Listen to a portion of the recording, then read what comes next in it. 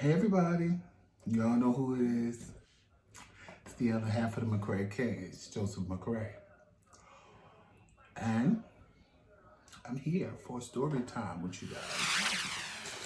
Don't mind me in the process. I'm gonna eat my McDonald's. I got a triple cheeseburger, shamrock shake, and a little medium fry.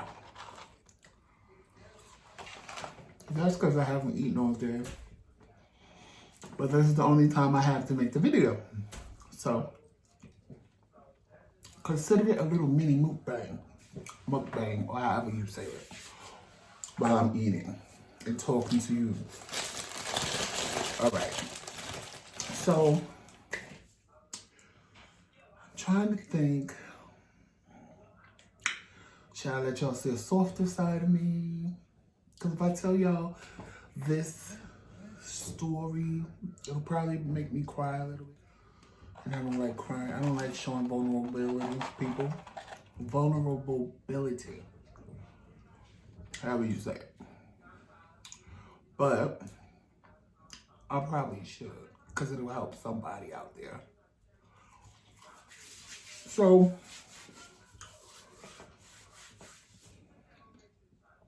let's get started. So when me and Tramel met, 20 years ago, we had fun. It was always having fun. It was always about having fun. It was fun. We just had fun all the time. And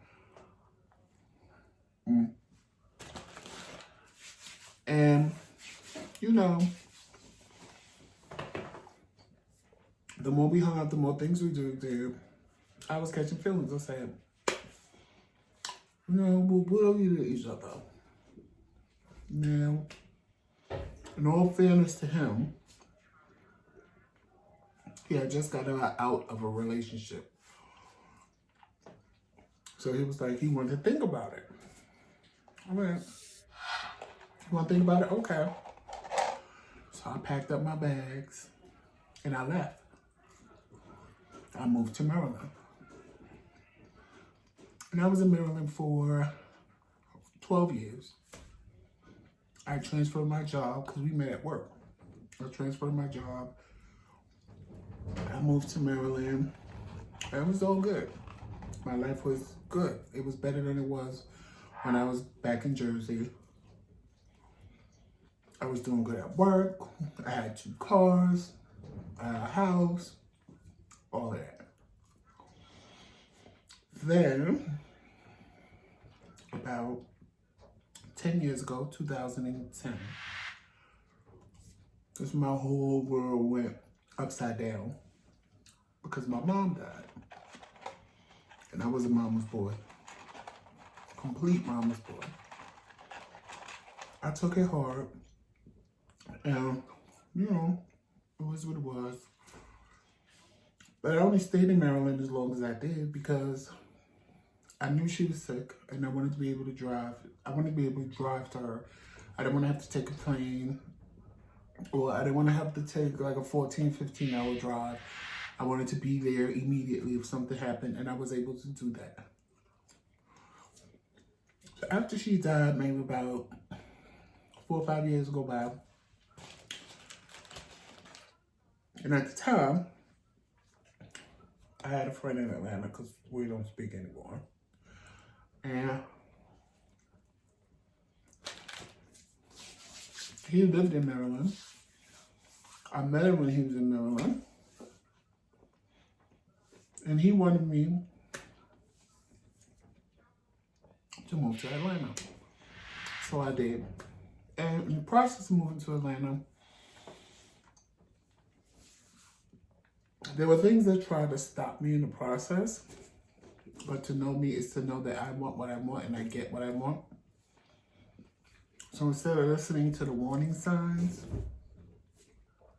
I said, this is what I want, I'm going to do it. And I did. Worst mistake of my life. I get to Atlanta. I wake up the very next day. I was like, I don't want to be here no more. Why did I move here? The very next day. So it was what it was. I was like, okay, I'm here now. Let's make the best of it. I stayed in Atlanta. Well, to be fair, I wasn't in Atlanta. I was in Georgia. I was in Camp Creek. Then I moved to Douglasville. Then I moved to, oh God, I can't think of the place. Oh my God, I can't. I want to say Hamilton, but it wasn't Hamilton, Georgia. It was, oh my God, I can't think of it. It was by McDonough, Hampton. So, did all of that. Just wasn't working out. That's when I found out I had a kidney problem. My sister called me and said, hey, this ain't working for you, so you should come home. I didn't want to come home. There was nothing home for me. I had nothing in Jersey. My mother was gone. My sister was there. But to know me and my sister is to know that we can't stay in the same room for more than 20 minutes without arguing. Back then, even when my mom died, I didn't know how to tell her that I wanted to leave and come back in a week and help her, you know, do everything in my mother's house and stuff like that. Luckily, she told me at the funeral, I think you should go home. And I was like, oh, thank God. Because I didn't know how to tell her that I wanted to leave and just go home and chill. So that worked out best for me. So to come back and have to live with her was like, I didn't want to do that. But push came to shove, and I did. Her husband welcomed me. My niece welcomed me. I did all of that. I moved back home, and that's when I was finding out that I had a kidney problem. And I was feeling depressed.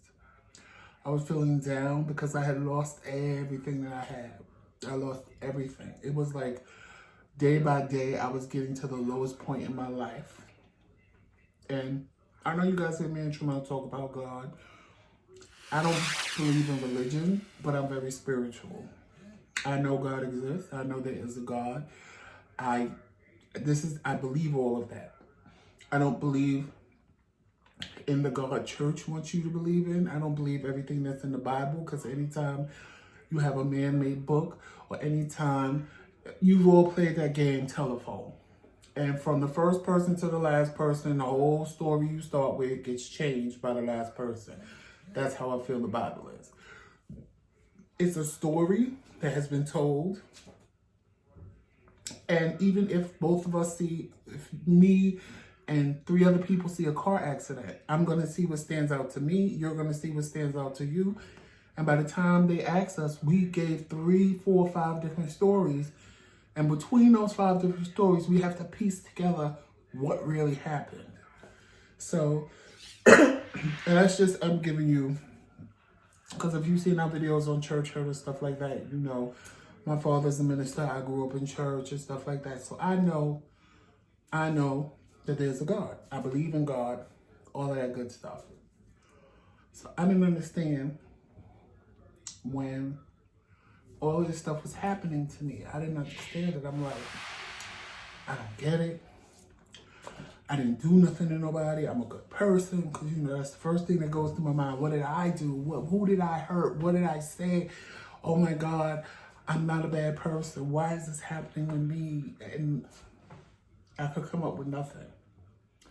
Normally, and I think because my father is a minister, I can hear God talk to me. I have had God tell me to tell people things, and they stood there in a state of shock like, how did you know this? I said, well, you know I don't know. God said to tell you.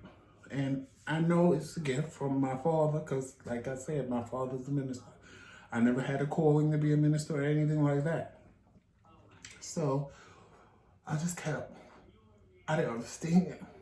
And then I started to get really depressed. And I would be like, if you're not going to, I just felt alone. I don't know if anybody who is into church and stuff like that, if you just ever felt alone, like God just left you. And you're just like, you just felt left. And my mom wasn't there. My grandmother's not here. It was just, I was going through it with my sister, and I wanted to die. There's no other way to say it. Like, I just sat there and I wanted to die. And it was even to the point where my sister tried to do intervention. It was like, this is not you. You're just sitting on the couch on your phone. You don't do anything. And I'm like, I don't want to do anything. I've lost everything. I had 2 dogs. I had to get rid of my dogs because my sister couldn't have dogs where she lived. Like, that broke my heart. I had to get rid of my dogs. They repossessed my car. All my clothes in the car. And my sister was like, you have too much stuff. You can't bring it in my house. And I was like, but nothing. There's too much stuff and my house is small and you gotta leave it in the car. And when they took the car, they took my stuff and told me that was collateral unless I paid the car note, which I had to wait for a long time because I probably didn't pay my car note in like 9 months. But it was because I couldn't afford it because I had got sick with my kidneys. I couldn't go to work and the insurance company wasn't paying me. It was a mess. So, I guess my fries are cold by now. I know some of y'all are like, he's still eating fries. They probably cold and nasty. They're all cold, but I'm hungry. So, all of that. And I'm still just sitting here like day by day going, okay, gotta be a breakthrough. Everything I was trying to do. Then I got real sick. My feet swole up like this. My ankles was big. Kind of like Wendy Williams. And I went to the hospital, and he was like, has anybody ever told you you need to be on dialysis? I'm like, no. Well, we could graft your arm and start. I said, no, we're not doing that. So they gave me I must have went home with 18 different pills after staying there for a week. I remember it was the week before my birthday in April. And I stayed there. And I told him, you're letting me out for my birthday. I'm not going to be in the hospital for my birthday. I had so much water in me that by the time they drained, the pills and making me pee, I had lost 20 pounds. I had 20 pounds of fluid on me. I have water in my heart. I have water everywhere. So that was that. Went home, was doing great. I had a job. I was doing good. I wasn't happy, but I was content. August comes around. I'm going to say it was August 17th because that was a Sunday of 2016. I couldn't breathe at all. I just was like, if I just got up and walked to the bathroom, which was, I swear, maybe 5 footsteps away from the couch, I was like, I couldn't breathe. So I didn't tell nobody nothing. I just sat all day long. I didn't do nothing. So my sister was like, are you okay? I said, I don't feel good. She said, okay, let me know if you need anything. I said, okay. I guess it's that brother-sister thing. When you know your sister or brother ain't okay and they're not saying anything. So that Monday, I got up and I went to work. Now, let me explain. Y'all see me with a lot of red t-shirts or a lot of red shirts. That's because I used to work at Target. So I have a lot. And I was working at Target when this happened. So I went to work and I felt like I wanted to die. I was hiding out in the bathroom. just to sit down and just take a breath because I could not breathe. I literally could not breathe. And I got a phone call at 8 o'clock. I normally didn't pick up my phone, but I picked up my phone. And the doctor was like, that was before I got married. And the doctor was like, Mr. Glover, can you breathe? I was like, no, how did you know? We got your blood test back. You have to go to the emergency room right now. You're extremely toxic. And if you don't go, you can die. I said, okay. She said, no, seriously, go. I said, okay. So I get up, I go to emergency room. Well, I wasn't going to go. But I said, let me go because I can't breathe. And when she left out, the doctor told me, you have end-stage renal failure. I said, I have what? I said, did you say end-stage? I said, because when it's cancer and you say end-stage, that means a person is about to die. So are you trying to tell me that I'm about to die? She said, yes. I said, oh, okay. So real quick, I said, do I believe God or do I do what I know I need to do? And that's how my mother died when she had breast cancer, because she sat and believed God was going to heal her. And I don't find nothing wrong with that, but she should have went to doctors, and she should have done. And I think that's a lot of the downfall with Black people. We sit and say if we listen to the doctors that we don't believe God. And I really did a thing in my head. I said, well, I believe that God gave somebody the knowledge to give me dialysis, to do the job that my kidneys couldn't do. So me doing dialysis is not believing God, it's believing that God gave somebody the knowledge to keep my Black ass alive. So I looked at her and said, so when are you putting that port in my chest and fixing my arm? And she said, oh, you're going to do dialysis? Hell yeah, bitch, you just told me I was about to die. So did all of that, started going to dialysis. Still, of course, then I couldn't go to work. Because I don't know if you know about dialysis, but going to a dialysis center 3 times a week, it drains the hell out of you.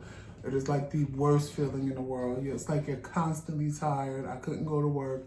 But then they told me immediately when I got on dialysis that I was completely disabled, that I could apply for Social Security disability. I said, okay. I did that, and I had to wait 5 months. So what am I going to do in the interim? I can't work. I have to wait 5 months. I said, okay. So as the dialysis was kicking in, they was like, well, you can work if you want to. So I tried to go back to work with restrictions. They fired me. I tried to get unemployment. These lying motherfuckers want to say I quit.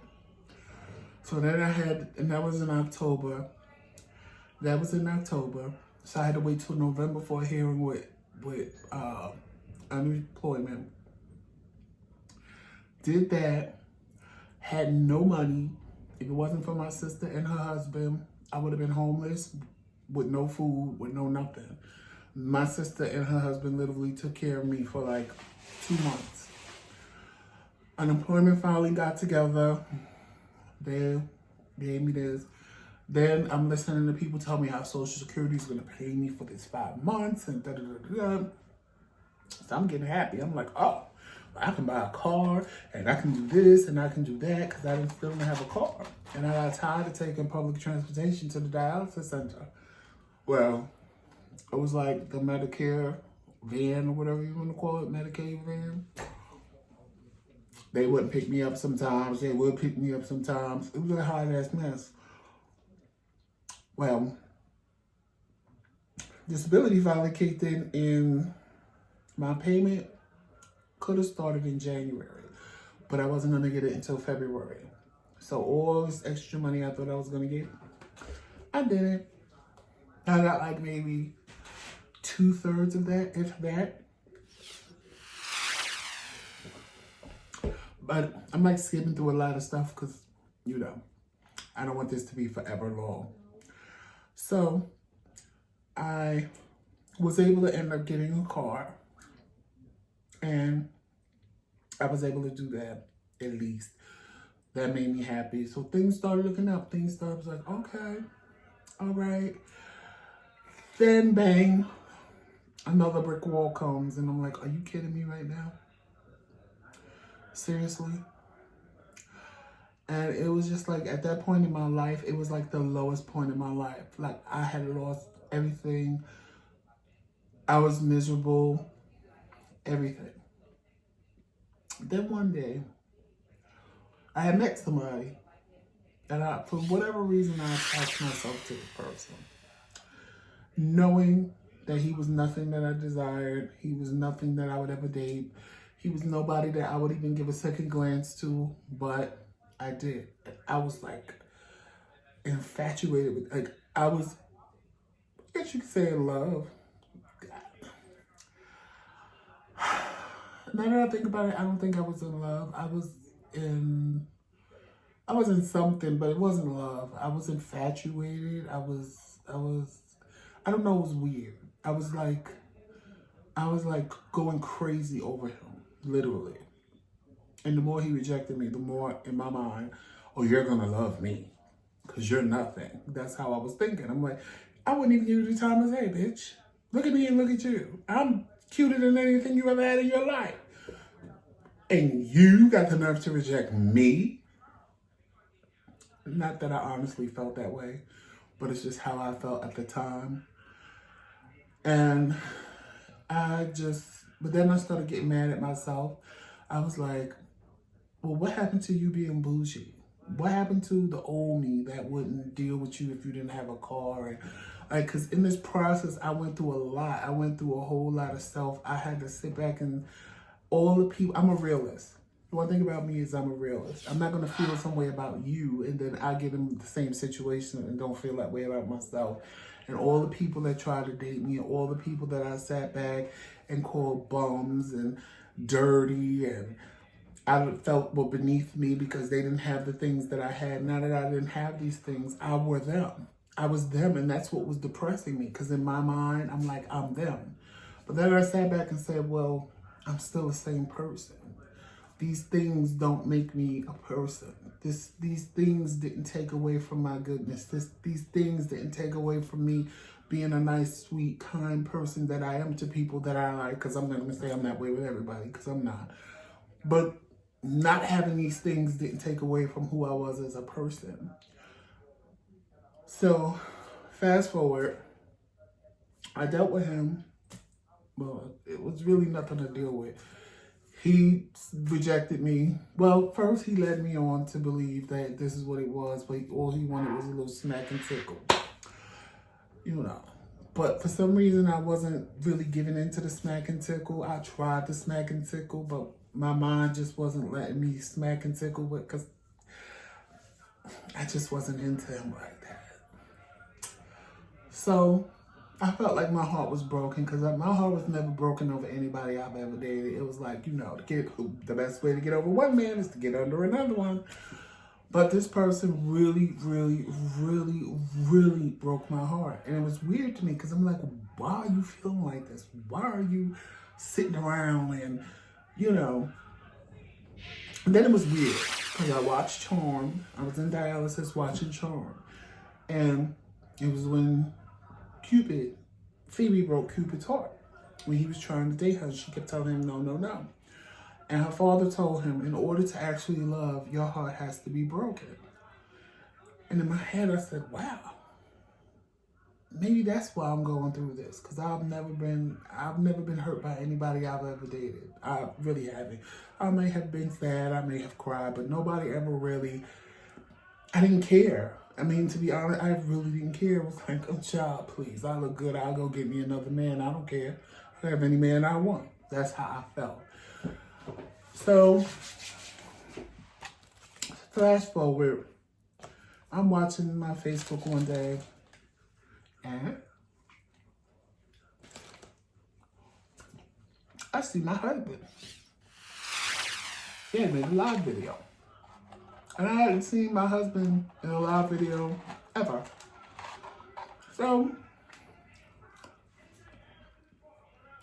I was watching him talk, and he was like, oh, I'm old now. But I couldn't remember the age difference between me and him. So I slid up in his DM. And I said, hey, I saw your live video. I said, how old are you? I said, I forgot. And it's not like we hadn't talked in the past. We have talked in the past, but he was either with somebody, I was with somebody. He was in Virginia when I was in Maryland. He was in Tennessee when I was in Georgia. So it just never was a time. He didn't know I was back in Jersey. I didn't know he was back in Jersey. And it just so happened that I saw this video. But it was weird because I kept telling people I'm getting married. And they was like, well, bitch, who you marrying? I was like, I don't know. But I'm telling y'all, this year I'm getting married. No, lies. It was 2017. I said, I don't know, but next year I'm getting married. And they was like, first you need to find somebody. I said, I'm telling, because like in my spirit, it was like I could just open the door and I knew somebody was right. It was like love was right there, and it was driving me insane because I couldn't find it. Like it was literally driving me insane. It was like, it was to the point of where I was praying and I wasn't getting no answer. Well, that's not true. Because I would pray about certain things and I would ask God, why did you give me this capability to love? And why would you do this to me and not give, because I've never wanted love the way I wanted it. Like it was crazy to me. I've always been that person that was okay being by themselves, always. And it was just weird. It was like, I was on this mission to find this person and I'm like, well, Lord, you ain't giving me an answer, so let me do something else. Blue, blue, blue. Hello, California psychics. So I called. So I asked them about the person that I was going head over heels with. She said, no, that person is not for you. They don't like you. They don't want you. You're just driving yourself crazy. It's someone from your past. I was like, what? Girl, I don't want nobody from, you're wasting my money, girl. Oh. She's like, no, it's somebody from your past. It's a Sagittarius. Honest to God, in my mind, I'm like, from my, I don't want none of them sorry bitches. So I'm like, whatever, girl. But she said, it's gonna happen around March or April. Everybody's gonna look at you like you're crazy because it's gonna happen quick and it's gonna happen fast and y'all are gonna be together forever because that's your soulmate and y'all are gonna get married and blah, blah, blah, blah, blah. Whatever, girl. I don't want nobody from my past. I'd rather have the ugly boy. I don't want nobody from my past. So be it. We do all that. I see Tramel's video. I inboxed him. He was like, can I call you? I said, sure. He said, can I FaceTime you on, it ain't FaceTime, but video call you on Facebook? I said, sure. So he video timed me and he was just like, wow. I said, what? And he was like, you look exactly the same.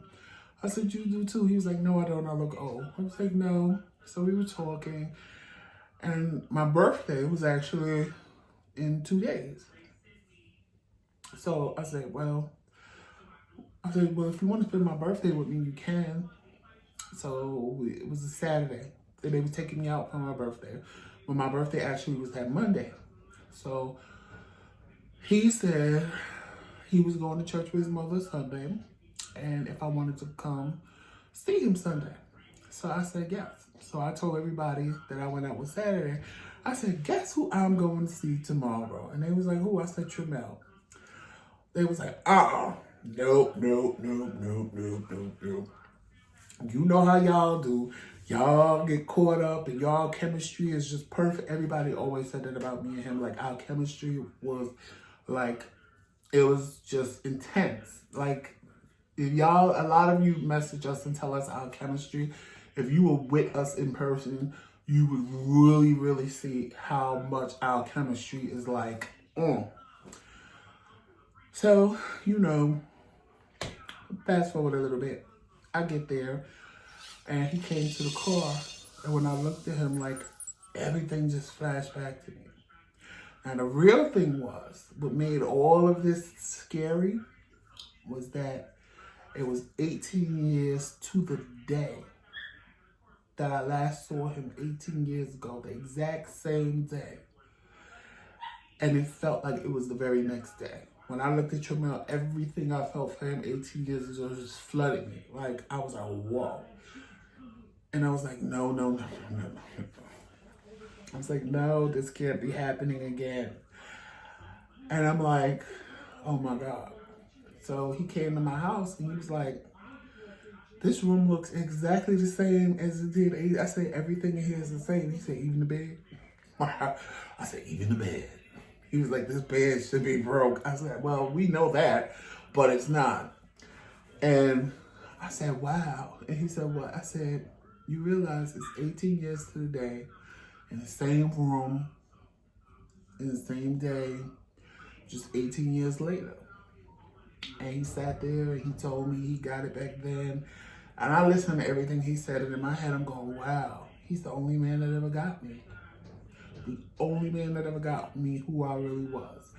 Any other man I ever dated would tell you, if you asked him who I was, they would all give you somebody different, and you'd be like, you can't possibly be talking about the same person. Tramel had me summed up. And I'm like, okay.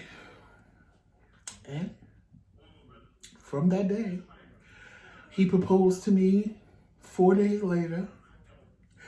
And after that, we were married 2 months later.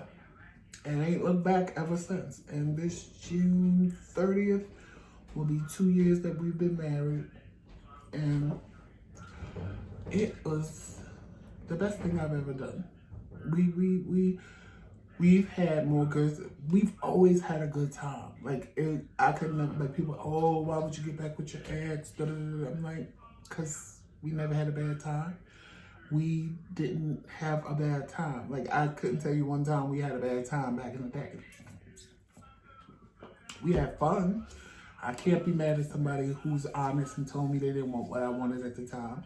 He thought I was mad at him all this time. He was like, I know I broke your heart. I said, you're giving yourself too much credit, boo. You didn't break my heart. I left because I knew that I would never stop seeing you. And if I never stopped seeing you, then I would have drawn myself in deeper and deeper and deeper. I would have drawn myself in deeper and deeper and deeper, and I didn't want that because I knew that he didn't want that. So I figured if I remove myself from the equation, I don't have to worry about that. But in the long run, you know how they say, if you love something, let it go. If it's meant to be, it'll come back. Did I love him back then? Not like I love him now. I had love for him. I wanted to love him the way I love him now, but he wasn't ready for that. And I think we did the smart thing because back then, neither one of us was ready for what we have now. We've learned so much about each other being married, that things that we didn't even know, misperceptions that we had of each other back then that weren't even the case, that weren't even true, but we didn't bother to ask questions. We just went with the moment and went with the time. But I told y'all this story to say, my whole point in this story was, a lot of times in your life, when you feel things just ain't going right and you want to die, because God knows back then, I wanted to die. Like, everything I had was gone. Everything I knew was gone. Like, I had it all. I had a good job, money, everything. Everything. I had everything I could ever dream and want. I had. And to have all of that taken from you, and you sit there and the same people you made fun of and the same people you talked about, you become, it's a horrible feeling. But it prepared me for this. I realized I went through all of that for this. Because Joseph in front of you now would have never married Tramel if I hadn't gone through all of that. I would have said, well, that was cute back then, but I've moved on. You don't have what I have, and no. This ain't the come up, bitch. That's my attitude. That's how my attitude was. I had to go through what I went through to get ultimately what made me the happiest person in this world. None of that stuff that made me happy before can make me happy now. Yes, there are times when I sit and be like, oh, I wish I had it like I did back then. Because if I had it now, I would appreciate it more. Then I didn't appreciate it. It was like, oh, I gave somebody a pair of $1,000 Prada shades. I was like, you can have them. I'm going to buy more. Because I had it like that. Now, my little Prada shades that I do still have, you ain't getting them. It's just the way it is.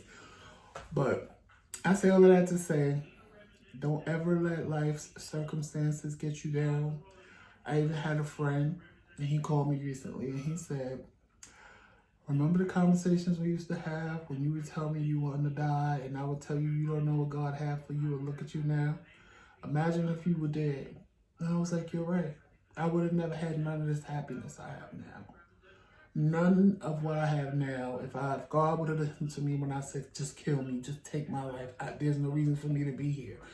If he would have listened to me, I would have never known the happiness that I have now. So I say this to say to y'all, no matter what the situation is, there's always tomorrow. But tomorrow never comes because tomorrow is today.